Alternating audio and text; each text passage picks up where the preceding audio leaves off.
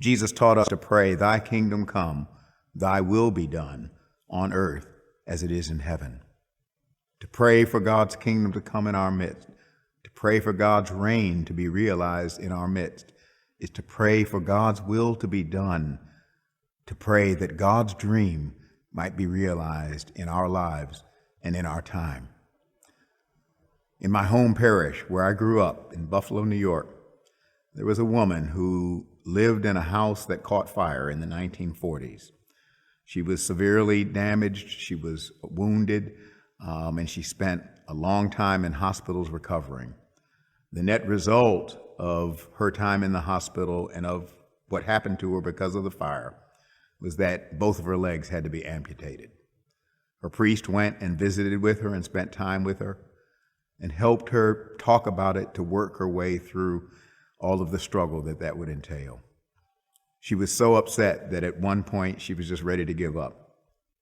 And in her conversation with her priest, she finally said, "If God would just help me have my legs again in some way, I promise that I will serve him the rest of my life." Well, through the medical technologies that were available at that time, she was able to get two prosthetic devices, two prosthetic legs that helped her walk. And all the time when I grew up and many other children in that church, we knew her as Aunt Ruth, and she had crutches and those two prosthetic legs. And she used to make coffee every Sunday between the services. She also used to make robes and vestments for the little ones who would serve on the altar, for whom the vestment companies didn't make vestments. I was one of those kids. In fact, the truth is, she made vestments for young children who would serve on the altar as acolytes, and today there are 6 or 7 of those young children who are actually priests of the church, serving the church today. On the day I was ordained deacon, she was there, and she said to me, "God answered my prayer, because wherever you go, I go. Your legs are my legs, and God has answered my prayer.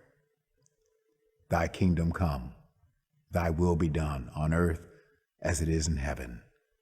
Therein is a prayer that God's will and God's dream might be realized in our time and in our lives. And I saw it happen with Aunt Ruth. God love you. God bless you. And may God hold us all in those almighty hands of love.